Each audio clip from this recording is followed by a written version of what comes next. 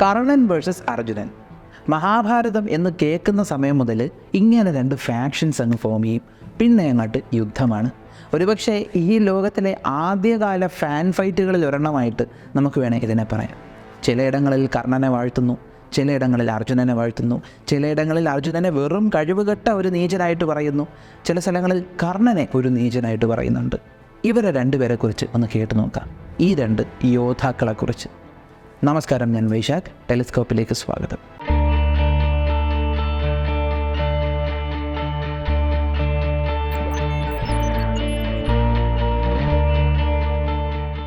കർണൻ ഒരു നല്ല യോദ്ധാവാണ്. അർജുനനും നല്ലൊരു യോദ്ധാവ് തന്നെയാണ്.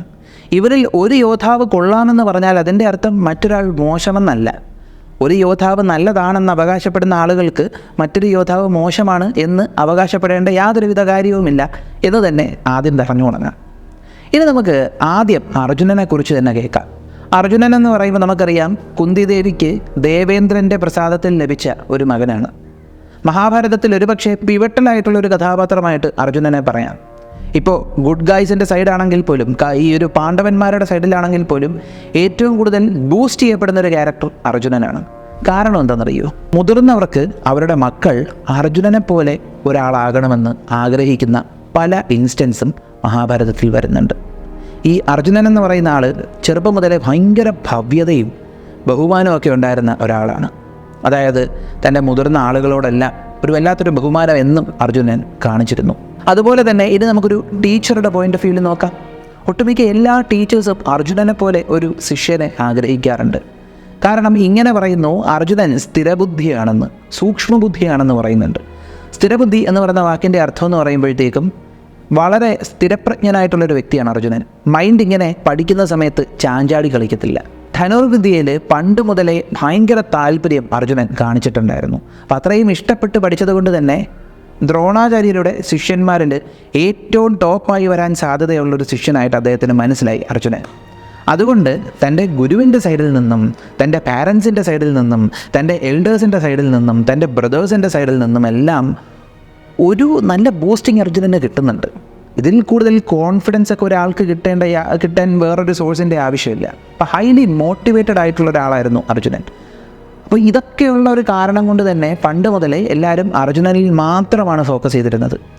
അപ്പോൾ ഇതേ കാരണം കൊണ്ട് തന്നെയാണ് ആളുകൾ കർണനെ കൂടുതൽ മനസ്സിലാക്കാൻ ശ്രമിച്ചത്. കാരണം ഓരോ വ്യക്തിയും അനുഭവിക്കുന്ന സ്ട്രഗിളുകൾ, ആ ഒരു സ്ട്രഗിളുമായിട്ട് ഭയങ്കര റിലേറ്റ് ചെയ്യാൻ പറ്റുന്ന ഒരു കഥാപാത്രമാണ് കർണൻ. ഇതേ കാരണം കൊണ്ട് തന്നെയാണ് കർണന് ആരാധകർ കൂടുന്നത്.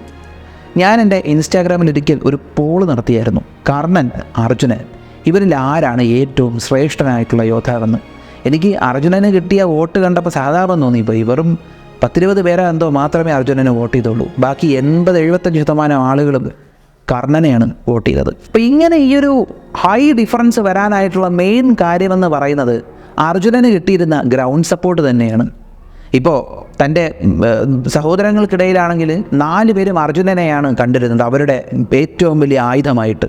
കാരണം അർജുനൻ ഉണ്ടായിരുന്നത് പോലത്തെ നോളജ് ആ കൂട്ടത്തിൽ മറ്റാർക്കും ഇല്ലായിരുന്നു. എന്തിനേറെ പറയണം, അർജുനനായിരുന്നു പഞ്ചപാണ്ഡവന്മാരിലെ ഏക മഹാരഥി അഥവാ മഹാരഥൻ. ഇവിടെ ഈ ഒരു വിഷയത്തെക്കുറിച്ച് നമുക്കൊന്ന് സംസാരിക്കാം. നിങ്ങൾ പലയിടങ്ങളിലും കേട്ടിട്ടുണ്ടല്ലോ, മഹാരഥൻ മഹാരഥൻ മഹാരഥൻ. എന്താണ് ഈ മഹാരഥൻ? ഇന്ന് നമുക്ക് അതിനെക്കുറിച്ചും കൂടെ ഒന്ന് പറയാം, എന്നിട്ട് നമുക്ക് ടോപ്പിക്കിലേക്ക് പോവാം. മഹാരഥൻ എന്ന് പറയുമ്പോൾ സത്യം പറഞ്ഞാൽ ഒരു യോദ്ധാവിന്, ഒരു വോറിയറിന് കിട്ടുന്ന പട്ടപ്പേരാണ്, അല്ലെങ്കിൽ റാങ്ക് എന്നൊക്കെ പറയാം. ഇത് മഹാരഥൻ മാത്രമല്ല, വേറെയും റാങ്കുകളുണ്ട്, അല്ലെങ്കിൽ ക്ലാസ് ഓഫ് വോറിയേഴ്സ് ഉണ്ട്. രഥി, അതിരഥി, മഹാരഥി, അതിമഹാരഥി, മഹാമഹാരഥി. ഇത് എന്താ പറയുക, നമ്മൾ മലയാളിവൽക്കരിച്ച് പറയുകയാണെങ്കിൽ രഥൻ, അധിരഥൻ, മഹാരഥൻ, അതിമഹാരഥൻ, മഹാമഹാരഥൻ. ഓരോന്നും ഏതാണെന്ന് നമുക്ക് പെട്ടെന്നൊന്ന് കേൾക്കാം. ആദ്യമായി രഥൻ. രഥൻ എന്ന് പറയുമ്പോൾ ഒരേ സമയം 5000 പടയാളികളെ അല്ലെങ്കിൽ 5000 യോദ്ധാക്കളെ നേരിടാൻ കെൽപ്പുള്ള യോദ്ധാവിനെയാണ് രഥൻ എന്ന് പറയുന്നത്. ദുര്യോധനൻ ഒഴികെ ബാക്കി എല്ലാ കൗരവരും രഥന്മാരായിരുന്നു. ശകുനി ഒരു രഥനായിരുന്നു, അതുപോലെ ശിഖണ്ഡി, വിരാട രാജാവ് രഥനായിരുന്നു, ഉപപാണ്ഡവന്മാർ രഥനായിരുന്നു. അതായത് പഞ്ചപാണ്ഡവന്മാർ 5 പേർക്ക് പാഞ്ചാലിയിലുണ്ടായ ഓരോ മക്കളാണ് ഉപപാണ്ഡവന്മാർ. ആ ഉപപാണ്ഡവന്മാർ രഥന്മാരായിരുന്നു. പിന്നീട് യുധിഷ്ഠിര, നകുല, സഹദേവന്മാർ, ഇവർ 3 പേരും രഥന്മാരായിരുന്നു. അടുത്തത് അധിരഥൻ. അധിരഥൻ എന്ന് പറയുന്നത് ഒരേ സമയം 12 രഥന്മാരെ നേരിടാൻ കെൽപ്പുള്ളവൻ. അതായത് ഒരേ സമയം 60,000 യോദ്ധാക്കളെ നേരിടാൻ കെൽപ്പുള്ള ആളെയാണ് അധിരഥന്മാരെന്ന് പറയുമ്പോൾ. ദ്രുപദൻ, കീചകൻ, ജയദ്രഥൻ, അതുപോലെ ശാല്യൻ, പിന്നീട് ദുര്യോധനൻ, ഭീമസേനൻ, ഇവരെല്ലാം അധിരഥന്മാരായിരുന്നു. ഭീമസേനൻ അധിരഥനാണെന്ന് പറഞ്ഞിട്ടൊന്നും ഒരു കാര്യമില്ല. ദേഷ്യം വന്നാൽ അതിപ്പോൾ എത്ര വലിയ സൈന്യമാണെങ്കിലും തല്ലിക്കൊല്ലും, അത് വേറെ കാര്യം. പിന്നീട് രാമായണത്തിൽ വരുന്ന ജാമ്പവാൻ, ലവകുശന്മാർ, ഇവരെല്ലാം അധിരഥന്മാരായിരുന്നു. അടുത്തത് മഹാരഥൻ. മഹാരഥൻ എന്ന് പറയുമ്പോൾ ഒരു സമയം 12 അധിരഥന്മാരെ നേരിടാൻ കെൽപ്പുള്ള ആളാണ് മഹാരഥൻ. അതായത് ഒരേ സമയം 7,20,000 യോദ്ധാക്കളെ നേരിടാൻ കെൽപ്പുള്ള യോദ്ധാവ് മഹാരഥൻ. ഇപ്പോൾ മഹാരഥന്മാരാരൊക്കെയെന്ന് പറഞ്ഞാൽ അർജുനൻ, കർണൻ, ദ്രോണാചാര്യർ, ഭീഷ്മർ, അഭിമന്യു, ബലരാമൻ. ഇനി രാമായണത്തിലേക്ക് പോവുകയാണെങ്കിൽ ലക്ഷ്മണൻ, രാവണൻ, ബാലി, ഇവരെല്ലാം മഹാരഥന്മാരായിരുന്നു. അടുത്തത് അതിമഹാരഥി. അതിമഹാരഥി എന്ന് പറയുമ്പോൾ ഒരേ സമയം 12 മഹാരഥന്മാരെ നേരിടാൻ കെൽപ്പുള്ള യോദ്ധാവാണ് അതിമഹാരഥൻ. അതിമഹാരഥൻ എന്ന് പറയുമ്പോൾ മഹാഭാരതത്തിൽ, എൻ്റെയർ മഹാഭാരതത്തിൽ 2 അതിമഹാരഥന്മാരേ ഉള്ളൂ. ഒന്ന് കൃഷ്ണൻ, മറ്റൊന്ന് ഭഗവാൻ പരശുരാമൻ. ഇവർ 2 പേര് മാത്രമാണ് മഹാഭാരതത്തിലെ അധിരഥന്മാർ. പിന്നെ രാമായണത്തിലേക്ക് പോവുകയാണെങ്കിൽ ശ്രീരാമചന്ദ്രൻ അതിമഹാരഥനാണ്. അതുപോലെ ഇന്ദ്രജിത്ത്, രാവണൻ്റെ മകൻ, അതിമഹാരഥനാണ്. ഹനുമാൻ അതിമഹാരഥനാണ്. പിന്നെ മഹാദേവൻ്റെ അംശങ്ങളായിട്ടുള്ള വീരഭദ്രനും കാലഭൈരവനും അതിമഹാരഥന്മാരാണ്. പിന്നെ മഹാവിഷ്ണു ഭഗവാന്റെ എല്ലാ അവതാരങ്ങളെയും അതിമഹാരഥന്മാരെന്ന് പറയാറുണ്ട്. ഇനി മഹാമഹാരഥന്മാരെന്ന് പറയുമ്പോൾ ഒരു സമയത്ത് 12 അല്ല 24 അതിമഹാരഥന്മാരെ നേരിടാൻ കെൽപ്പുള്ള ആളാണ് മഹാമഹാരഥന്മാർ. നിങ്ങൾ ഗസ് ചെയ്തിട്ടുണ്ടാവും ആരൊക്കെ ആയിരിക്കും മഹാമഹാരഥന്മാരെന്ന് പറയുന്നത്. ദേവി, മഹാദേവൻ, മഹാവിഷ്ണു, ഇവരൊക്കെയാണ്, സ്കന്ദൻ, ഇവരൊക്കെയാണ് ഈ ഒരു മഹാമഹാരഥന്മാരെന്ന് പറയുന്നത്. ഗണപതി, അവരൊക്കെയാണ് മഹാമഹാരഥന്മാർ, അതായത് ഗോഡ്ലി ആയിട്ടുള്ള ആളുകൾ. അപ്പോൾ ഇതാണ് ലെവൽസ് ഓഫ് വോറിയേഴ്സ് എന്ന് പറയുന്ന സംഭവങ്ങൾ. അപ്പോൾ കർണനും അർജുനനും മഹാരഥന്മാരാണ്. 2 പേർക്കും ചുമ്മാ പട്ടപ്പേര് കിട്ടത്തില്ല. ഒരാൾ കഴിവില്ലാത്ത ആളാണെങ്കിൽ ഒരിക്കലും അയാൾക്ക് മഹാരഥൻ എന്ന് പറയുന്ന സ്ഥാനം കിട്ടത്തില്ല. എന്നിട്ടും എന്തുകൊണ്ടാണ് മഹാരഥൻ അർജുനനെ കാട്ടിയും ആളുകൾ മഹാരഥൻ കർണനെ ഇഷ്ടപ്പെടുന്നു? കാരണം ഇത്രയേ ഉള്ളൂ, തൻ്റെ ജീവിതത്തിലുടനീളം അർജുനന് ഗ്രൗണ്ട് സപ്പോർട്ട് കിട്ടിയിട്ടുണ്ട്. അതായത് തൻ്റെ കുടുംബത്തിലാകട്ടെ 4 സഹോദരന്മാരുടെ ഗ്രൗണ്ട് സപ്പോർട്ടാണ്. കാരണം 4 പേരിൽ ഞാൻ നേരത്തെ പറഞ്ഞതുപോലെ ഒരൊറ്റ മഹാരഥനാണ് അർജുനൻ. എന്നാൽ യുദ്ധഭൂമിയിലാകട്ടെ സാക്ഷാൽ ശ്രീകൃഷ്ണൻ്റെ ഗ്രൗണ്ട് സപ്പോർട്ടും. അങ്ങനെ ഒരുപാട് ഗ്രൗണ്ട് സപ്പോർട്ട് അർജുനന് കിട്ടിയിട്ടുണ്ട്. പക്ഷെ കർണൻ എന്ന് പറയുന്ന വ്യക്തിക്ക് തൻ്റെ ജീവിതത്തിൽ ഗ്രൗണ്ട് സപ്പോർട്ട് എന്ന് പറഞ്ഞ സാധനമേ കിട്ടിയിട്ടില്ല. ആകപ്പാടെ തൻ്റെ കഴിവിനെ അംഗീകരിച്ച ഏക വ്യക്തി ദുര്യോധനനായിരുന്നു. അതുകൊണ്ട് തന്നെയാണ് അന്നേ ദിവസം ദുര്യോധനന് മുന്നിൽ തൻ്റെ കഴിവിനെ സമർപ്പിച്ചത്. ആദ്യം ദുര്യോധനൻ കർണനെ അക്സെപ്റ്റ് ചെയ്തത് ലാഭത്തിന് വേണ്ടിയാണെങ്കിൽ പോലും, അതായത് അർജുനനോട് കട്ടയ്ക്ക് കട്ട നിൽക്കാൻ പറ്റുന്ന ഒരാളാണെന്ന് മനസ്സിലാക്കി ആ ഒരു ലാഭത്തിൻ്റെ പുറത്താണ് ആദ്യം സുഹൃത്തായിട്ട് സ്വീകരിച്ചതെങ്കിൽ പോലും പിന്നീട് അവർക്കിടയിൽ നല്ലൊരു തിക്ക് ഫ്രണ്ട്ഷിപ്പ് വളർന്നിട്ടുണ്ട്. എങ്ങനെയെന്ന് വെച്ചാൽ ഈ ദുര്യോധനൻ്റെ മാമനായിട്ടുള്ള ശകുനിയും 99 സഹോദരന്മാരും മരിച്ചപ്പോഴത്തേക്കും ദുര്യോധനൻ കരഞ്ഞിട്ടില്ല. പക്ഷേ കർണൻ മരിച്ചപ്പോൾ ദുര്യോധനൻ നല്ലതുപോലെ കരഞ്ഞു എന്നാണ് പറയുന്നത്. കർണൻ മരിച്ചപ്പോൾ ദുര്യോധനൻ്റെ കോൺഫിഡൻസ് കുറഞ്ഞു. കർണനായിരുന്നു ദുര്യോധനൻ്റെ കോൺഫിഡൻസ് കൊടുത്തു പോവും ആരാണെങ്കിലും. കാരണം അത്രത്തോളം ഒരു വല്ലാത്തൊരു എന്താ പറയുക ക്യാരക്ടർ സ്ട്രെങ്താണ് കർണനുള്ളത്. കാരണം നിങ്ങളത് ആലോചിച്ച് നോക്കുക, നിങ്ങളൊരു കാര്യം ചെയ്യാൻ പോകുന്നു, നിങ്ങളുടെ ചുറ്റിന് നിന്നിട്ട് നിന്നെക്കൊണ്ടതൊന്നും പറ്റത്തില്ല, ഇതൊന്നും നിന്നെക്കൊണ്ട് പറഞ്ഞിട്ടുള്ള പരിപാടിയല്ല, മോനെ നീ ഇത്രയൊന്നും സ്വപ്നം കാണല്ലേ, കുറച്ച് താഴ്ത്തി സ്വപ്നം കാണും എന്ന് പറയുന്ന വീട്ടുകാരും നാട്ടുകാരും ഉള്ള സമയത്ത് ഏതെങ്കിലും ഒരു വ്യക്തിക്ക് നേരെ വല്ലതും ചെയ്യാൻ പറ്റുമോ? എന്നാലത് ചെയ്യാൻ പറ്റുമോ എന്ന് ചെയ്ത് കാണിച്ച ആളാണ് കർണൻ. കാരണം ചെറുപ്പം മുതലേ കർണനെ സൂതപുത്രൻ എന്ന് വിളിച്ച് അപമാനിച്ചുകൊണ്ടേയിരുന്നു. അന്നത്തെ രാജകുമാരന്മാരിൽ അർജുനൻ ഒഴികെ ഒരുത്തരും കർണനെ മാച്ച് ചെയ്യാൻ പറ്റത്തില്ല എന്ന് ചെറുപ്പത്തിലേ കർണൻ തെളിയിച്ചു. എന്നിട്ട് പോലും കർണന് വിദ്യ നിഷേധിച്ചു. എൻ്റെയർ കുരുവംശത്തിലെ ശ്രേഷ്ഠനായിട്ടുള്ള യോദ്ധാവെന്ന് പറയുന്ന അർജുനനെ പഠിപ്പിക്കുന്ന ദ്രോണാചാര്യരുടെ, തന്നെ പല സമയങ്ങളിലായി തൻ്റെ കഴിവ് തെളിയിക്കുന്നതിൽ നിന്ന് പിന്തിരിപ്പിച്ച ഭീഷ്മരുടെ ഗുരുവിൻ്റെ കയ്യിൽ നിന്ന് താൻ പഠിച്ചെടുക്കും എന്ന വാശിയോടുകൂടി കർണൻ മുന്നോട്ട് പോകുന്നു. പോയി പരശുരാമനിൽ നിന്ന് കർണൻ ഓരോന്ന് പഠിച്ചെടുക്കുന്നു. പരശുരാമൻ എന്ന് പറയുമ്പോൾ സാക്ഷാൽ മഹാദേവൻ്റെ ശിഷ്യനാണ്. പരമശിവനിൽ നിന്നാണ് പരശുരാമൻ എല്ലാം പഠിച്ചെടുത്തിരിക്കുന്നത്. ആയോധന കലകളും എല്ലാം പഠിച്ചെടുത്തിരിക്കുന്നത് പരമശിവനിൽ നിന്നാണ്. പരശുരാമൻ്റെ കയ്യിലിരിക്കുന്ന മഴു ഉണ്ടല്ലോ, വിദ്യുദ്ധാപി എന്ന് പറയുന്ന മഴു, ഖണ്ഡപരശു, ഈ സാധനം സത്യം പറഞ്ഞാൽ പരമശിവൻ്റെ കയ്യിലുണ്ടായിരുന്ന മഴുവായിരുന്നു. 2 തലയുള്ള മഴുവായിരുന്നു അത്. ഒരു യുദ്ധത്തിൽ ഭഗവാന്റെ കയ്യിലിരുന്ന് ഈ മഴു ഒടിഞ്ഞ് 2 കഷ്ണമായി. അതിൻ്റെ ഒരു ഹാഫാണ് പരശുരാമൻ്റെ കൊടുത്തേക്കുന്നത്. അതായത് പരമശിവൻ്റെ കയ്യിലുള്ള ആയുധം വീൽഡ് ചെയ്തേക്കുന്ന പരമശിവൻ്റെ ശിഷ്യനിൽ നിന്ന് കർണൻ പഠിച്ചെടുത്തു.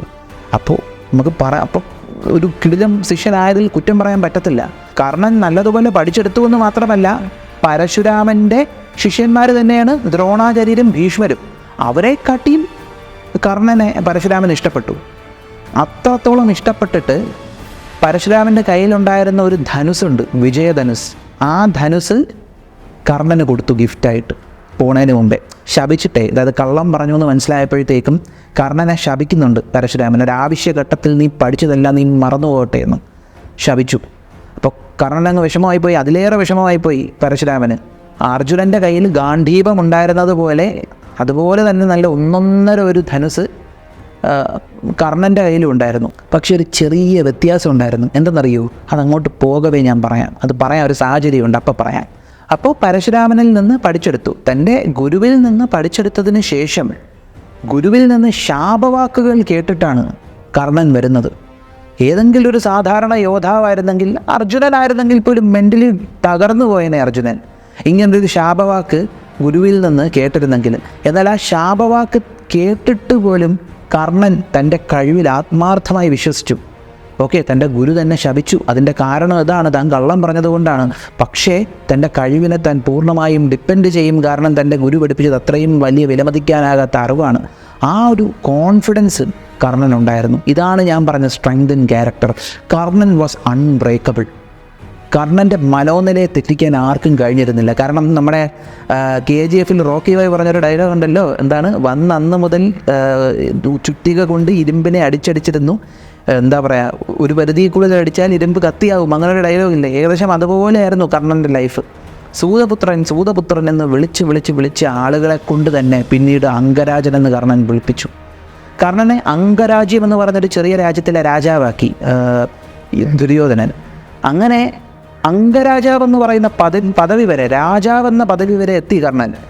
അപ്പോൾ ഇനിയൊരു യോദ്ധാവെന്നുള്ള രീതിക്ക് രണ്ടുപേരെയും ഒന്നുകൂടെ നോക്കാം. എല്ലാവരും പറയുന്നൊരു കാര്യമുണ്ട്, അർജുനൻ എല്ലായിടത്തും ജയിച്ചു. കാര്യമെന്ന് പറയുമ്പോൾ അർജുനൻ്റെ കയ്യിലിരിക്കുന്ന വില്ല് തന്നെയാണ് ഗാന്ധീവം. ഒരു സമയത്ത് 100,000-ലേറെ ആളുകളെ നേരിടാൻ കെൽപ്പുള്ള ഗാന്ധീവം, അമ്പൊടുങ്ങാത്ത ആവനാഴി, ഇത്രയുമുള്ള ആളാണ് അർജുനൻ. പക്ഷേ ഈ ഗാന്ധീവം എന്ന് പറഞ്ഞ സാധനം വീൽഡ് ചെയ്യണമെങ്കിൽ അതിൻ്റേതായിട്ടുള്ള ക്വാളിറ്റി വേണം. മിക്ക ആളുകളും പറയും അർജുനൻ്റെ ഗാന്ധീവം ഉണ്ടായിരുന്നു, കർണൻ്റെ കയ്യിൽ എന്താ പറയുക, ഒരു സെലസ്റ്റിയൽ വെപ്പൺ എന്ന് പറയാനായിട്ടില്ലായിരുന്നു, സാധാ വില്ലായിരുന്നു. ഇപ്പം മനസ്സിലായില്ലേ, കർണൻ്റെ കയ്യിലും ഒരു വില്ലുണ്ടായിരുന്നു, വിജയധനുസ്. ഇവിടെയാണ് ഞാൻ പറഞ്ഞൊരു ട്വിസ്റ്റ് വരുന്നത്. അർജുനൻ ഗാന്ധീവം കിട്ടിയ അന്ന് മുതൽ ഗാന്ധീവമാണ് ഉപയോഗിച്ചിരുന്നത്. പക്ഷേ കർണൻ തൻ്റെ ഗുരു കൊടുത്ത വിജയധനുസ് കൊണ്ട് പൂജിക്കാൻ വെച്ചേക്കുകയായിരുന്നു. യുദ്ധത്തിൻ്റെ 17-ാം ദിവസം മാത്രമേ കർണൻ വിജയധനുസ് എടുത്തിട്ടുള്ളൂ. ബാക്കി അത്ര സമയവും കർണൻ ഫൈറ്റ് ചെയ്തതും അർജുനനുമായിട്ട് ഡുവൽ ചെയ്തിട്ടുള്ളതും പല യുദ്ധങ്ങളിൽ പങ്കെടുത്തിട്ടുള്ളതും എല്ലാം സാധാ വില്ലുകൾ വെച്ചിട്ടായിരുന്നു. അത് കർണൻ്റെ പ്ലസ് പോയിൻ്റാണ്. ഇവിടെ മറ്റൊരു കാര്യം കൂടെ ചിന്തിക്കണം. കർണൻ്റെ കയ്യിൽ അർജുനനില്ലാത്തൊരു സാധനം ഉണ്ടായിരുന്നു ആ സമയങ്ങളിൽ. എന്താണ്? കവചകുണ്ടലങ്ങൾ. അപ്പോൾ സൂര്യ തേജസ്സിൻ്റെ കവചം ഉണ്ടായിരുന്നത് കൊണ്ട് തന്നെ മിക്കപ്പോഴും കർണന് എന്താ പറയുക, ഒരു പ്രത്യേകം ഒരു വില്ലിൻ്റെ ആവശ്യമൊന്നും ഇല്ലായിരുന്നു. കർണൻ്റെ കഴിവ് തന്നെ ധാരാളമായിരുന്നു ഈ ഒരു കവചകുണ്ടലം കൂടെ വെച്ചിട്ട്. അപ്പോൾ ഈ ഒരു കവചകുണ്ടലം നഷ്ടപ്പെട്ടതിന് ശേഷം എന്തായാലും ഒരു സെലസ്റ്റിയൽ വെപ്പൺ വേണം, എങ്കിൽ മാത്രമേ അർജുനൻ്റെ ഗാന്ധീവത്തെ നേരിടാൻ പറ്റത്തുള്ളൂ. അപ്പോൾ അതുകൊണ്ടാണ് 17-ാം ദിവസം തൊട്ട് കർണൻ വിജയധനുസ് ഉപയോഗിച്ചു തുടങ്ങിയത്. അപ്പോൾ അത് നമ്മൾ ആലോചിക്കണം. അപ്പോൾ അർജുനൻ പല സ്ഥലങ്ങളിലും ജയിച്ചിട്ടുണ്ടെങ്കിൽ അത് ഗാന്ധീവത്തിൻ്റെയും കൂടെ നല്ലൊരു അപ്പർ ഹാൻഡ് വന്നതുകൊണ്ട് തന്നെയാണ് അർജുനൻ്റെ ജയം ഉറപ്പുവരുത്താൻ കഴിഞ്ഞതും. ദാറ്റ് ഡസൻറ്റ് മീൻ അർജുനൻ കഴിവില്ലാത്ത ആളാണെന്നല്ല എൻ്റെ അർത്ഥം, അങ്ങനെ ഞാൻ പറയുന്നില്ല. ജസ്റ്റ് ഇത് പോയിൻ്റ് ഔട്ട് ചെയ്തെന്ന് മാത്രം. അടുത്തത് വരുന്നൊരു ചർച്ചാ വിഷയം എന്ന് പറയുമ്പോഴത്തേക്കും അർജുനനും കർണനും കൂടെ ഏറ്റുമുട്ടിയാൽ കർണനായിരിക്കും ജയിക്കുന്നത് എന്ന് ചിലവർ പറയുന്നുണ്ട്. ചിലവർ പറയും അർജുനനായിരിക്കും ജയിക്കുന്നതെന്ന്. എനിക്ക് വിശ്വസിക്കാൻ ഇഷ്ടം രണ്ടുപേരും തുല്യ ശക്തികളാണെന്നാണ്. കാരണം രണ്ടുപേർക്കും ധനുർവിദ്യയിൽ അത്രയും നോളജുണ്ട്. രണ്ടുപേരും നല്ല സ്കിൽഡ് ആയിട്ടുള്ള ആളുകളിൽ നിന്നാണ് പഠിച്ചിട്ടുള്ളത്. രണ്ടുപേർക്കും സെലസ്റ്റിയലായിട്ടുള്ള പല ആയുധങ്ങളുമുണ്ട്. ഇപ്പോൾ കർണനെ എടുക്കുമ്പോഴത്തേക്കും മഹാഭാരത യുദ്ധഭൂമിയിൽ വെച്ചിട്ട് കർണൻ്റെ കയ്യിൽ തക്ഷകൻ്റെ നാഗാസ്ത്രം ഉണ്ടായിരുന്നു, ദേവേന്ദ്രൻ കൊടുത്ത വാസവി ശക്തി ഉണ്ടായിരുന്നു. അതുപോലെ അർജുനൻ്റെ കയ്യിൽ എന്താ പറയുക, സാക്ഷാൽ പരമശിവൻ്റെ പാശുപതാസ്ത്രം ഉണ്ടായിരുന്നു. അത് ചില്ലറ സംഭവമൊന്നുമല്ല. ഹൈലി ഡിസ്ട്രക്റ്റീവായിട്ടുള്ളൊരു ആയുധമാണ് ഈ പാശുപതാസ്ത്രം എന്ന് പറയുന്നത്. അത് അർജുനൻ്റെ കയ്യിലുണ്ടായിരുന്നു. അതും കൂടെ നമ്മളിവിടെ പറയേണ്ടിയിരിക്കുന്നു. അർജുനൻ എന്ന് പറയുമ്പോൾ ചില്ലറക്കാരനായിരുന്നെങ്കിൽ ഒരിക്കലും പരമശിവൻ്റെ കയ്യിൽ നിന്ന് ഇത്രയും വലിയൊരു അസ്ത്രം നേടിയെടുക്കാൻ കഴിയത്തില്ല. കാരണം അത്രത്തോളം ശക്തിയുള്ളൊരായുധമായിരുന്നു അത്. അപ്പോൾ അത് നേടിയെടുത്തു, തപസ് ചെയ്ത് നേടിയെടുത്തുവെങ്കിൽ അർജുനൻ അത്രയും കഴിവുള്ള ഒരു വ്യക്തിയാണ് എന്നും കൂടെ നമ്മൾ പറയേണ്ടിയിരിക്കുന്നു. അർജുനന് നല്ല ഫോക്കസ് ഉണ്ടായിരുന്നു. അതാണ് അർജുനൻ്റെ ഏറ്റവും വലിയ ശക്തി. ഞാൻ പറഞ്ഞില്ലേ, സൂക്ഷ്മ ബുദ്ധിയാണെന്ന്. വളരെ ഫോക്കസ്ഡ് ആയിട്ട് ഒന്നുപോലും വിടാതെ എല്ലാം ഒബ്സർവ് ചെയ്യാൻ കഴിവുള്ള ആളായിരുന്നു അർജുനൻ. അപ്പോൾ നമ്മൾ യുദ്ധഭൂമിയിലുള്ള കാര്യങ്ങൾ പറഞ്ഞു, ആയുധങ്ങളുണ്ടായിരുന്നു, മറ്റു കാര്യങ്ങളൊക്കെ ഉണ്ടായിരുന്നു. പക്ഷേ എന്തുകൊണ്ട് കർണൻ അർജുനനെ കാട്ടിയും ചില സമയങ്ങളിൽ ഒരു ബെറ്റർ യോദ്ധാവാകുന്നു എന്ന് പറയുന്നു? രണ്ടുപേരും തുല്യ ശക്തിയാണ്, പക്ഷെ ഒരു ചെറിയ ബെറ്റർ ക്വാളിറ്റി എൻ്റെ ഒരു കാഴ്ചപ്പാടിൽ കർണനുണ്ട്. അതായത് അർജുനൻ എന്ന് പറയുമ്പോഴത്തേക്കും യുദ്ധഭൂമിയിൽ വന്നപ്പോഴത്തേക്കും തൻ്റെ ബന്ധുക്കൾ മുന്നിൽ നിൽക്കുന്നുവെന്ന് കണ്ടിട്ട് തളർന്നിരുന്നു, തേർത്തട്ടിൽ തളർന്നിരുന്നു. ഒരു യോദ്ധാവിനെ സംബന്ധിച്ചിടത്തോളം ഇതൊക്കെ നേരത്തെ ആലോചിക്കേണ്ട കാര്യമായിരുന്നു. കാരണം ഉറപ്പിച്ചു കഴിഞ്ഞു, ഇത് യുദ്ധം ചെയ്തേ പറ്റുള്ളൂ. ഇതിപ്പോൾ എന്തിനേറെ പറയണം, ഭഗവാൻ ശ്രീകൃഷ്ണൻ പ്രിയവാക്കായിട്ടുള്ള ആളാണ്. എപ്പോഴും നല്ല വാക്കുകളിൽ കൂടെ മാത്രം സംസാരിക്കുന്ന ഭഗവാൻ ശ്രീകൃഷ്ണൻ പോലും അർജുനൻ്റെ അടുത്ത് പറഞ്ഞു, അർജുനനോട് കടുപ്പത്തിൽ സംസാരിച്ചു. അതായത് ഒരു യോദ്ധാവിന് ചേർന്ന പരിപാടിയല്ല നീ കാണിക്കുന്നത്, ഇതെന്താണ് യുദ്ധഭൂമിയിൽ വന്നാൽ പിന്നെ ഇങ്ങനെ തളർന്നിരിക്കുന്നതെന്ന് പറയുന്നതും അതുപോലെ ഈ ഒളിച്ചോടുന്നതും തത്വങ്ങൾ പറയുന്നതും എല്ലാം ഒരു യോദ്ധാവിന് ചേർന്ന പരിപാടിയല്ല പറഞ്ഞ് ഭയങ്കര മോശമായിട്ടുള്ള രീതിക്ക് അർജുനനെ വഴക്ക് പറയുന്നുണ്ട്. ഇവിടെയാണ് കർണൻ വ്യത്യസ്തനാകുന്നത്. കർണൻ എന്ന് പറയുമ്പോൾ റൂത്ത്ലെസ് ആയിരുന്നു. യുദ്ധം ചെയ്ത് തുടങ്ങിയാൽ ഏത് വിധേനയും യുദ്ധം ജയിക്കുക, യുദ്ധം ജയിച്ചിരിക്കണം. യുദ്ധം ചെയ്യുക, ഒരു യോദ്ധാവ് യുദ്ധം ചെയ്യുന്നത് യുദ്ധം ജയിക്കാൻ, യോദ്ധാവിന് യുദ്ധമാണ് ധർമ്മം, അത് ഉറപ്പിച്ച് വിശ്വസിച്ചിരുന്ന ആളായിരുന്നു കർണൻ. പലയിടങ്ങളിലും നമുക്ക് കാണാൻ കഴിയുന്നൊരു കാര്യമുണ്ട്. കുന്തിദേവി കർണനോട് അർജുനൻ സഹോദരനാണെന്നൊക്കെ പറയുമ്പോഴത്തേക്കും കർണൻ പറയുന്നൊരു ഡയലോഗുണ്ട്, അമ്മയ്ക്കെന്നും 5 ആൺമക്കൾ ഉണ്ടാകും. അതായത് കൊന്നിരിക്കും, യുദ്ധഭൂമിയിൽ വന്നാൽ ഒന്നിൽ കർണൻ അല്ലെങ്കിൽ അർജുനൻ, അങ്ങനെ ആയിരിക്കും, അവിടെ വേറെ അപ്പീലൊന്നും ഇല്ല എന്ന് ഉറപ്പിച്ചു. തൻ്റെ മുന്നിൽ നിൽക്കുന്ന 5 പേരും തൻ്റെ സഹോദരന്മാരാണെന്ന് അറിഞ്ഞിട്ട് പോലും അർജുനനെ ഫൈറ്റ് ചെയ്യാൻ കർണൻ തയ്യാറായിരുന്നു. അപ്പോൾ ഒരു യോദ്ധാവിന് വേണ്ട ആ ഒരു ക്വാളിറ്റി കർണന് അർജുനനെ കാട്ടിയും ഉണ്ടായിരുന്നു. ആ ഒരു അപ്പർ ഹാൻഡ് നമുക്ക് കൊടുത്തേ മതിയാവുള്ളൂ. അപ്പോൾ ആസ് എ വോറിയർ നമുക്കിവിടെ കർണന് കുറച്ചുകൂടെ പോയിൻ്റ് കൊടുത്തേ മതിയാവുള്ളൂ. കാരണം ഒരു യോദ്ധാവിന് വേണ്ട റൂത്ത്ലെസ്നെസ് അത് കർണൻ പലയിടങ്ങളിലും കാണിക്കുന്നുണ്ട്. വീണ്ടും അത് അടിവരയിട്ട് ഞാൻ പറയുന്നു. ഇനി മറ്റൊരു കാര്യം പറയുന്നു. അപ്പോൾ ഇതൊക്കെ കേൾക്കുമ്പോൾ നമ്മളെല്ലാവരും പറയും, ഓക്കെ കർണനാണ് അപ്പോൾ ടോപ്പ്, അർജുനനേ അല്ല എന്ന് പറയുന്നുണ്ട്. ഇവിടെ നമ്മൾ പറയേണ്ട മറ്റൊരു സംഭവം കൂടെ ഉണ്ട്. ആ കഥയും കൂടെ പറഞ്ഞേ മതിയാവുള്ളൂ. ഒരിക്കൽ ദുര്യോധനനും കൗരവസേനയും കൂടെ ചേർന്നിട്ട് ഗന്ധർവന്മാരുമായിട്ട് യുദ്ധം ചെയ്യുന്ന ഒരു സംഭവം ഉണ്ടായിട്ടുണ്ട്. ഇത് നമുക്ക് ഡീറ്റെയിൽ ആയിട്ട് പറയുന്നില്ല. ഇങ്ങനെയാണ്, ഗന്ധർവന്മാരുമായിട്ട് ഏറ്റുമുട്ടിയപ്പോഴത്തേക്കും ഈ കൗരവന്മാർ, ശകുനി, ദുര്യോധനൻ, ദുശാസനൻ, മറ്റ് സൈനികർ, ഇവരെല്ലാവരും ഗന്ധർവന്മാരുടെ മുന്നിൽ പകച്ച് പേടിച്ച് പിന്മാറിയപ്പോൾ നിലയുറപ്പിച്ച് ഗ്രൗണ്ടഡായി നിന്ന് ഫൈറ്റ് ചെയ്തിരുന്ന ഏക വ്യക്തിയെ കൗരവന്മാർക്കിടയിൽ ഉണ്ടായിരുന്നുള്ളൂ, കർണനായിരുന്നു. ഈ ഗന്ധർവന്മാർ ഓരോ ആളുകൾക്കും മഹാരഥന്മാരുടെ പട്ടമുള്ളവരാണ്, അത്രത്തോളം യോദ്ധാക്കളാണ്. ആ ഗന്ധർവന്മാരെ മാസായിട്ട് കൊന്നു തള്ളിക്കൊണ്ടിരുന്നു കർണൻ. ആലോചിക്കണം, ഈ സമയത്ത് വിജയധനുസ് കയ്യിലില്ലായിരുന്നു, സാധാ വില്ല് വെച്ചാണ് ഗന്ധർവന്മാരെ നേരിടുന്നതെന്നുള്ള കാര്യം ഓർത്തോളണേ. അപ്പോൾ ഈ കർണൻ നിന്ന് ഇങ്ങനെ ഫൈറ്റ് ചെയ്യുന്ന കണ്ടപ്പോഴത്തേക്കും ദുര്യോധനനും ടീംസിനും എല്ലാം കുറച്ചുകൂടെ ധൈര്യം വന്നു, കർണൻ്റെ കൂടെ വന്ന് ഡിഫെൻഡ് ചെയ്യാൻ തുടങ്ങി. അപ്പോൾ അത്രയും നേരം കൂടെ ഗ്രൗണ്ടഡായിട്ട് നിന്ന് ഫൈറ്റ് ചെയ്തത് കർണനാണ്. ഗന്ധർവന്മാരുടെ രാജാവായിട്ടുള്ള ചിത്രസേനൻ ഫൈറ്റ് ചെയ്യാനായിട്ട് ഇറങ്ങി. ചിത്രസേനൻ ഫൈറ്റ് ചെയ്യാനായിട്ട് ഇറങ്ങിയപ്പോഴത്തേക്കും പിടിച്ചിരിക്കാൻ പറ്റിയില്ല. ചിത്രസേനൻ എന്താ പറയുക, ഈ കൗരവന്മാരെ പിടിച്ചു കെട്ടി എല്ലാവരെയും ഫൈറ്റ് ചെയ്തുകൊണ്ടിരുന്നു. അപ്പോൾ കർണന് വേറൊരു നിവർത്തി വരാതെ കർണൻ വികർണൻ എന്ന് പറയുന്ന കൗരവ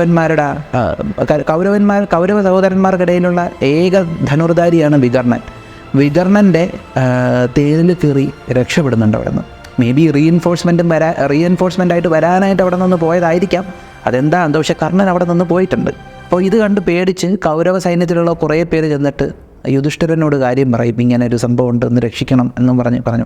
അപ്പോൾ യുധിഷ്ഠിരൻ തൻ്റെ സഹോദരന്മാരെ വിളിച്ചിട്ട് പറഞ്ഞു, അർജുനനും നകുലനും സഹദേവനും നമ്മുടെ പേഴ്സണൽ സൈന്യവുമായിട്ട്, പാണ്ഡവന്മാരുടെ പേഴ്സണൽ സൈന്യം എന്ന് പറയുമ്പോൾ ഭീമസേനൻ, പുള്ളി ഒറ്റയ്ക്ക് തന്നെ ധാരാളമോട് കൊറോണത്തിനെ തല്ലിക്കൊല്ലാനായിട്ട്. അങ്ങനെ 4 പേരുടെ അടുത്ത് പറഞ്ഞു, നിങ്ങൾ കൗരവസേനയുടെ കൂടെ ചെന്ന് ഗന്ധർവന്മാരെ ഡീൽ ചെയ്ത് അവരെ രക്ഷിക്കാൻ പറഞ്ഞു, എത്രയായാലും ബന്ധുക്കളാണെന്ന് പറഞ്ഞു. അപ്പോൾ ഓക്കെ പറഞ്ഞിട്ട് 4 പേരും കൂടെ ചെന്നു. എന്നിട്ട് ഭീമസേനോടാണ് ലീഡ് ചെയ്യാൻ പറഞ്ഞത്. അങ്ങനെ ഭീമസേനൻ ലീഡ് ചെയ്തു, ചെന്നു. കുറേ ഗന്ധർവന്മാർ ഭീമസേനൻ്റെ കൈ കടന്ന് തീർന്നു. അർജുനൻ കുറേ എണ്ണത്തിനെ ഡീൽ ചെയ്തു. ഏറ്റവും നല്ല രീതിക്ക് തന്നെ ഈ പ്രോബ്ലം സോൾവ് ചെയ്ത് അവിടെ നിന്ന് ഈ ഒരു കൗരവരുടെ ഫാമിലിയെയും അർജുനനും ടീംസുമാണ് രക്ഷപ്പെടുത്തിയത്. അപ്പോൾ കർണനോളം അർജുനന് കഴിവില്ലായിരുന്നെങ്കിൽ, ഈ പറയുന്നത് പോലെ കർണൻ എന്താ പറയുക അത്ര മോശപ്പെട്ട ഒരാളാണ് അർജുനനെങ്കിൽ, ഒരിക്കലും ഈ ഒരു യുദ്ധം അർജുനന് ജയിക്കാൻ കഴിയത്തില്ല. സോ കംപ്ലീറ്റ് സർക്കംസ്റ്റാൻസസ് അനുസരിച്ചാണ് ഇവരുടെ ജയപരാജയങ്ങൾ മഹാഭാരതത്തിൽ ഉടനീളം നിശ്ചയിക്കപ്പെടുന്നത്. As a strength in character എന്നൊക്കെ പറയുമ്പോഴത്തേക്കും ചിലപ്പോൾ കർണന് കുറച്ച് പോയിന്റ് കൂടുതൽ കൊടുത്തെന്നിരിക്കും നമ്മൾ. അതിപ്പോൾ ആരെന്നെ എതിർത്താലും ആര് എതിരഭിപ്രായം പറഞ്ഞാലും എൻ്റെ കാഴ്ചപ്പാടിൽ ആസ് എ യോദ്ധാവിൻ്റെ മെൻറ്റാലിറ്റിയുടെ കാര്യത്തിൽ കർണൻ തന്നെയാണ് ടോപ്പിൽ നിൽക്കുന്നത് അർജുനനെ കാട്ടി. അതിപ്പോൾ അർജുനൻ്റെ മൈൻഡിൽ നന്മ കൊണ്ടാണെന്നൊന്നും പറഞ്ഞിട്ട് കാര്യമില്ല. യുദ്ധഭൂമിയിൽ നന്മയും കൊണ്ട് നിന്നിട്ട് ഒരു കാര്യമില്ല എന്ന് കൃഷ്ണൻ തന്നെ പറയുന്നുണ്ട്. അത് പറഞ്ഞപ്പോഴാണ് ഇതധികം ആരും ചർച്ച ചെയ്തിട്ടില്ല. എല്ലാവരും പറയുന്നൊരു കാര്യമുണ്ട്, കർണനെ പിറക്കുന്ന അമ്പ് ചെയ്താണ് അർജുനൻ കൊന്നത്.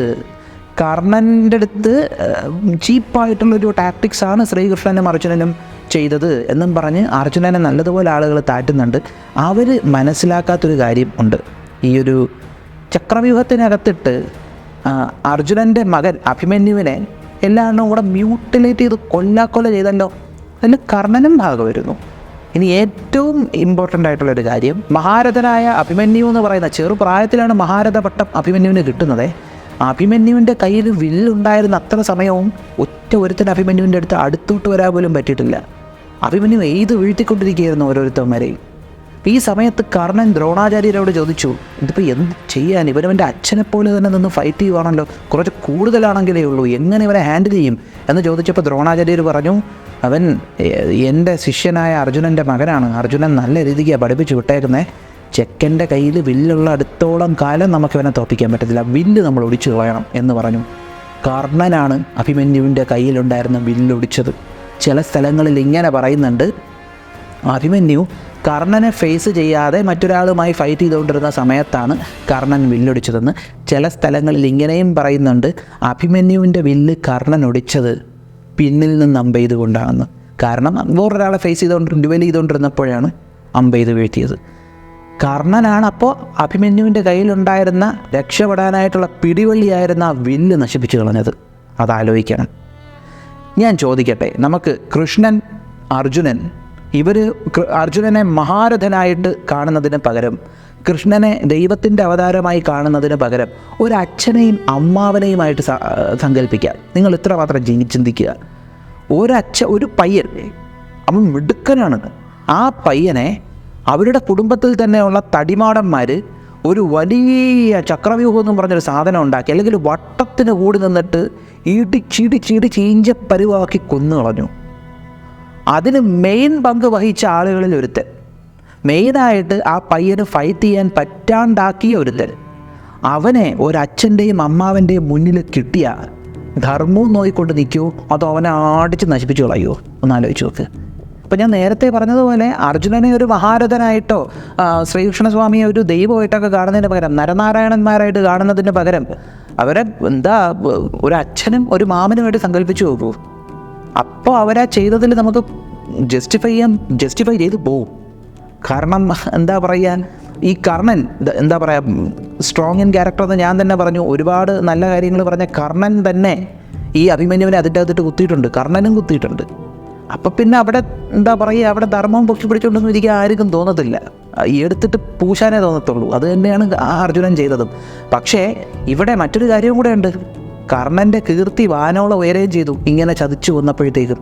കാരണം എന്താണ്, ശ്രീകൃഷ്ണൻ ഉണ്ടായിട്ട് പോലും കർണനെ ചതിപ്രയോഗത്തിൽ കൂടെ കൊല്ലാൻ കഴിഞ്ഞോളൂ. അത് സത്യോട്. കർണൻ്റെ കയ്യിൽ ആയുധമുണ്ടോ, കർണനെ ഒരുത്തനും കൊല്ലാൻ പറ്റത്തില്ല. അത് കൃഷ്ണന് നല്ലപോലെ അറിയാം. കാരണം ഇവൻ തൊടുക്കുന്നതിന് ബദലായിട്ട് 3 അസ്ത്രം തിരിച്ചയക്കും കർണൻ. അത്ര ടാലൻറ്റഡ് ആണ്. പിന്നെ ഞാൻ പറഞ്ഞില്ലേ, റൂത്ത്ലെസ് ആണ്. അതുകൊണ്ട് കർണനെ ഡിഫീറ്റ് ചെയ്യുക എന്ന് പറഞ്ഞാൽ വളരെ ബുദ്ധിമുട്ടുള്ളൊരു കാര്യമാണ്. അതറിയാവുന്നതും കൂടെ കൊണ്ട് തന്നെയാണ് ആ ഒരു ചതിപ്രയോഗം നടത്തിയത്. അപ്പോൾ കർണനും ഈ അർജുനൻ ചെയ്തതുപോലൊരു സാധനം ചെയ്തിട്ടുണ്ടേ. അപ്പോൾ രണ്ടുപേരും ഗ്രേ ഷെയ്ഡിൽ നിൽക്കുന്ന ആളുകളാണ്, രണ്ടുപേരും തുല്യ ശക്തികൾ തന്നെയാണ്. പിന്നെ നേരത്തെ പറഞ്ഞതുപോലെ ഒരു യോദ്ധാവിൻ്റെ മെൻറ്റാലിറ്റിയുടെ കാര്യത്തിൽ ചിലപ്പോൾ കർണന് നമുക്ക് കുറച്ചധികം പോയിന്റ് കൊടുക്കേണ്ടി വരും. അർജുനൻ ഗാന്ധീവം വെച്ചിട്ടാണ് തൻ്റെ മിക്ക യുദ്ധങ്ങളിലും പങ്കെടുത്ത് ജയങ്ങൾ കൊയ്തത്. അത്രയും വിരാട യുദ്ധത്തിൽ പോലും അർജുനൻ ഗാന്ധീവം ഉപയോഗിച്ചിരുന്നു. പക്ഷെ കർണൻ സാധാ ബോ വെച്ചിട്ടാണ്, സാധാരണ വില്ല് വെച്ചിട്ടാണ് കർണൻ ഫൈറ്റ് ചെയ്തത് അത്രയും. ഇപ്പം ശരിയാണ്, കവചകുണ്ടലം ഉള്ളപ്പോഴത്തേക്കും ഒന്നും തുളച്ച് കയറത്തില്ല. പക്ഷെ നിന്ന് ഫൈറ്റ് ചെയ്യണമെങ്കിൽ ഇങ്ങനെ എന്നാ എഴുതോ എന്നും പറഞ്ഞ് നിന്ന് കൊടുത്താൽ ഫൈറ്റ് ചെയ്യാൻ പറ്റുമോ? ഇല്ല, തിരിച്ച് ചെയ്യണമല്ലോ. അപ്പോൾ ആ ഒരു വില്ലിൻ്റെ കാര്യത്തിൽ കർണൻ അത് പ്രൂവ് ചെയ്തിട്ടുണ്ട്. അതെല്ലാം പുള്ളിക്കാരൻ്റെ സ്ട്രെങ്ത് ഇൻ ക്യാരക്ടർ തന്നെയാണ് അവിടെ ഒക്കെ തെളിയിച്ചിട്ടുള്ളത്. പക്ഷേ രണ്ടുപേരും ഗ്രേ ഷെയ്ഡിൽ നിൽക്കുന്ന ആളുകളാണ്, ഏറെക്കുറെ തുല്യ ശക്തികളുമാണ്. അപ്പോൾ ഒരു പ്രോപ്പർ അനാലിസിസ് നടത്തുമ്പോഴത്തേക്കും ഇനിയും കൂടുതൽ കാര്യങ്ങൾ നമുക്ക് കർണനിൽ നിന്നും അർജുനനിൽ നിന്നും മനസ്സിലാക്കാൻ പറ്റും. അപ്പോൾ who is A better warrior? ആരാണ് ഏറ്റവും നല്ലൊരു യോദ്ധാവ്? വീണ്ടും പറയുന്നു, രണ്ടുപേരും തുല്യ ശക്തികൾ. പക്ഷെ മെൻറ്റാലിറ്റി വെച്ച് നോക്കുമ്പോൾ കർണൻ കുറച്ചുകൂടെ ബെറ്റർ. അപ്പോൾ ഇത് തന്നെയാണ് കാര്യം. എന്നാലും കർണനെ ആളുകൾ കൂടുതൽ ഇഷ്ടപ്പെടുന്ന കാര്യം എന്ന് പറയുമ്പോൾ കർണൻ ഒരു കൂട്ടം ആളുകൾക്ക് ഇൻസ്പിറേഷനാണ്. നമ്മുടെ അടുത്ത് ഒരാൾ ചെയ്യാൻ പറ്റത്തില്ല, നിന്നെക്കൊണ്ട് പറ്റത്തില്ല എന്നൊക്കെ പറയുമ്പോൾ നമ്മൾ കർണനെ ആലോചിക്കണം. ഈ മെയ്ഡ് ഇറ്റ് പോസിബിൾ. മഹാരഥനായത് ഒറ്റയ്ക്ക് സ്വന്തം പ്രയത്നം ഒന്നുകൊണ്ട് മാത്രമാണ്. ലോകം മുഴുവനും അച്ഛനമ്മമാർ പോലും കർണനെതിരെ നിന്നു. ഒരു ഹസ്തിനപുരം എന്ന് പറയുന്ന സാമ്രാജ്യത്തിലെ ഹസ്തിനപുരത്തെ ചക്രവർത്തിക്ക് മുകളിൽ അധികാരമുള്ള ഭീഷ്മരെതിരെ നിന്നു, ദ്രോണാചാര്യരെതിരെ നിന്നു. എന്നിട്ടും കർണൻ നേടിയെടുത്തു. So who is A better warrior എന്നുള്ള ചോദ്യം മാറ്റിയിട്ട് who is the most inspirational character എന്ന് ചോദിച്ചാൽ കർണൻ, നോ ഡൗട്ട്. ഈ ഒരു എമ്പതി എല്ലാ ആളുകളുടെ മൈൻഡിലും തോന്നാറുണ്ട്. ഏറെക്കുറെ അത് തന്നെയാണ് കർണനെ ആളുകൾക്ക് ഇഷ്ടപ്പെടാനുള്ള കാരണമായതും. കാരണം ജീവിതത്തിൽ സ്ട്രഗിൾ ചെയ്തുകൊണ്ടിരിക്കുന്ന ഓരോ ആളുകൾക്കും, മോട്ടിവേഷൻ കുറയുന്ന ഓരോ ആളുകൾക്കും Karnan is always a beacon of hope. പ്രതീക്ഷയുടെ, നമുക്ക് ജയിക്കാൻ പറ്റുമെന്ന കോൺഫിഡൻസ്, സെൽഫ് കോൺഫിഡൻസിൻ്റെ വർത്ത് തിരിച്ചറിയിപ്പിക്കുന്ന, സെൽഫ് കോൺഫിഡൻസിൻ്റെ പവർ തിരിച്ചറിയിപ്പിക്കുന്ന ഒരു ബീക്കണായിരുന്നു കർണൻ. ഇപ്പോഴും അത് തന്നെയാണ്. അതുകൊണ്ട് തന്നെ അർജുനനെക്കാട്ടിയും കൂടുതൽ ഫാൻസ് കർണന് വന്നതിൽ നമുക്ക് കുറ്റം പറയാൻ പറ്റത്തില്ല. കാരണം ഞാൻ ആദ്യം പറഞ്ഞതുപോലെ അർജുനന് ഗ്രൗണ്ട് സപ്പോർട്ട് ഉണ്ടായിരുന്നു, കർണൻ ഒരു ഗ്രൗണ്ട് സപ്പോർട്ടും ഇല്ലായിരുന്നു. സ്വന്തം കഴിവുകൊണ്ടാണ് പിടിച്ചു നിന്നത്. ഇനി അടുത്തൊരു ചോദ്യം, എൻ്റെ കുരുക്ഷേത്ര യുദ്ധഭൂമിയിൽ ഈ പറയുന്ന ശ്രീകൃഷ്ണസ്വാമി അല്ലാതെ ഏറ്റവും ശക്തനായിട്ടുള്ള യോദ്ധാവാരാണ്? അത് ഈ വീഡിയോയുടെ 2ാം ഭാഗത്തിൽ നമുക്ക് ഡിസ്കസ് ചെയ്യാം. അപ്പോൾ ഈ ഒരു വീഡിയോ നിങ്ങൾക്ക് ഇഷ്ടമായെന്ന് വിശ്വസിക്കുന്നു. ഇപ്പോൾ ചില സന്ദർഭങ്ങളിൽ നിങ്ങളുടെ അഭിപ്രായങ്ങൾക്ക് കോൺട്രഡിക്റ്റ് ചെയ്യുന്നുള്ള സ്റ്റേറ്റ്മെൻറ്റുകൾ ഞാൻ പറഞ്ഞിട്ടുണ്ടാവും. അതിനെക്കുറിച്ച് നിങ്ങളുടെ അഭിപ്രായങ്ങൾ, നിങ്ങൾക്ക് പറയാനുള്ള കാര്യങ്ങൾ നിങ്ങൾക്ക് നല്ല രീതിക്ക് കമൻറ്റ് ചെയ്യാവുന്നതാണ്. പിന്നീട് ഇപ്പോൾ എന്തെങ്കിലും മിസ്റ്റേക്കുകൾ എൻ്റെ ഭാഗത്തുണ്ടായിട്ടുണ്ടെങ്കിൽ ഉറപ്പായിട്ടും നിങ്ങൾക്ക് തിരുത്താവുന്നതാണ്. പിന്നെ മഹാഭാരതത്തെക്കുറിച്ച് കൂടുതൽ അറിയണമെങ്കിൽ, കൂടുതൽ അൺബയാസ്ഡ് ആയിട്ട് മനസ്സിലാക്കണമെങ്കിൽ ബോറിസ് ക്രിട്ടിക്കൽ എഡിഷൻ അത് നല്ലതാണ്. അതൊന്ന് വായിച്ചു നോക്കുക. അത് നല്ലൊരു സംഭവമായിരിക്കും. ബോറിസ് ക്രിട്ടിക്കൽ എഡിഷൻ മഹാഭാരത, അതൊന്ന് നോക്കുക. അതിലൊരുവിധം അൺബയാസ്ഡ് ആയിട്ടാണ് എഴുതിയേക്കുന്നത് എന്നാണ് എൻ്റെ ഒരു വിശ്വാസം. അതുപോലെ തന്നെയാണെന്ന് ഒരുപാട് വ്യൂവേഴ്സ് എന്നോട് പറയുകയും ചെയ്തിട്ടുണ്ട്. അപ്പോൾ ഈ ഒരു വീഡിയോ നിങ്ങൾക്ക് ഇഷ്ടമായെന്ന് വിശ്വസിക്കുന്നു. നിങ്ങളുടെ അഭിപ്രായങ്ങളൊന്ന് കമൻറ്റ് ചെയ്തേക്കുക. ഈ ചാനലിലേക്ക് നിങ്ങൾ ആദ്യമായിട്ടാണ് വരുന്നതെങ്കിൽ ഒന്ന് സബ്സ്ക്രൈബ് ചെയ്തേക്കുക. നമ്മുടെ ചാനലിലെ കണ്ടൻറ്റുകൾ നിങ്ങൾക്ക് ഇഷ്ടപ്പെടുന്നുണ്ടെങ്കിൽ നിങ്ങളുടെ ബന്ധുമിത്രാദികൾക്കും പറ്റുമെങ്കിൽ ശത്രുക്കൾക്കും ഒന്ന് അയച്ചു കൊടുക്കുക. മറ്റൊരു വീഡിയോയിൽ മറ്റൊരറിവുമായി കാണുന്നത് വരെ ബൈ.